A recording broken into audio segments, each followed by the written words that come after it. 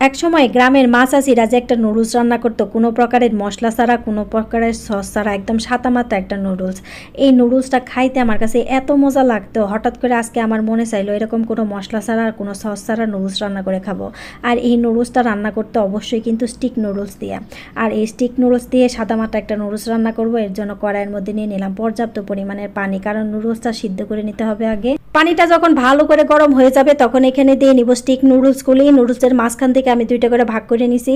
আর এই নুডলসটা যখন সিদ্ধ করব তখন অবশ্যই মাথায় রাখতে হবে যে নুডলসটা অনেক বেশি সিদ্ধ না হয়ে যায়। অনেক বেশি সিদ্ধ হয়ে গেলে নুডলসটা খাইতে একটু মজা লাগবে না, আর নুডলসটা একদম দলা পাকায় যাবে। নুডলসটা যখন এরকম ঝরঝরা থাকবে তখনই আমি মনে করলেন নুডলসটা নামাই দিব। নুডলসটা মনে করলেন 100% রান্না করার কোনো দরকার নাই, 90% রান্না হলেই যথেষ্ট। নুডলসটা যখন বুঝতে পারবো সুন্দর মতো সিদ্ধ হয়ে গেছে এরকম ঝরঝরা থাকা অবস্থাতে এটা ঠান্ডা পানি দিয়ে ভালো করে ধুয়ে নিব। তারপরে কড়াইয়ের মধ্যে নিয়ে নিব সাদা তেল।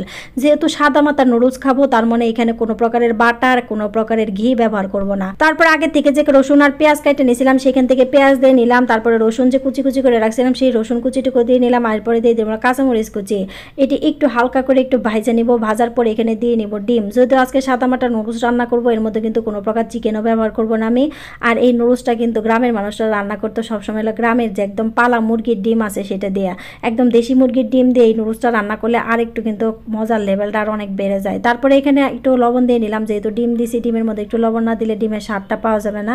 তারপরে এখানে দিয়ে নিব আমি নুডলস, যে সিদ্ধ করে নুডলসটা রাখছিলাম। দেখেন নুডলসটা কিন্তু একদম ঝরঝরা হয়েছে, দলা পাকায় যায় না। এটা দলা পাকায় গেলে খাইতে একটু মজা লাগে না। তারপর এখন নুডলসটা একটু ভালো করে ভাজা নিব। ভাজার সময় অবশ্যই খেয়াল রাখতে হবে নুডলসটা যেন অবশ্যই এরকম আস্তে আস্তে থাকে, আর হলে নুডলসটা কিন্তু এরকম ঝরঝরাই থাকবে।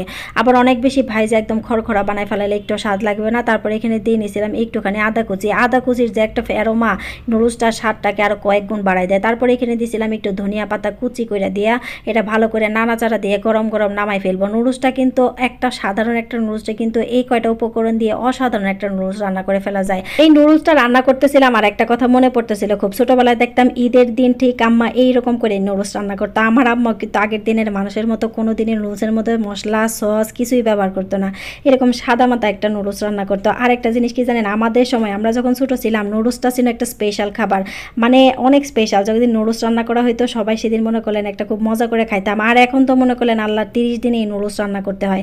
আর আমরা যখন ছোটো ছিলাম আমাদের বাড়িতে কিন্তু আল্লাহর 30 দিনে কোনো দিনই নুডলস রান্না করা হতো না। মানে নুডলস রান্না করা হয়তো মেহমান আসলে, আর নুডলস রান্না করা হয়তো কোনো একটা অকেশনে। যাক, হঠাৎ করে অনেক পুরানো কথা মনে পড়ে গেল। আর সবাই ভালো থাকেন, সুস্থ থাকেন। আমার নুডলস রান্নাটা কেমন হলো অবশ্যই জানায়েন। আর বাড়িতে এরকম করে নুডলস রান্না করে খাইতেই পারেন বাচ্চাদেরকে। আর আমার মনে হয় মাঝে মাঝে এরকম করে নুডলস খাইলে খারাপ লাগবে না। যাক, সবাই ভালো থাকেন, সুস্থ থাকেন। আল্লাহ হাফেজ।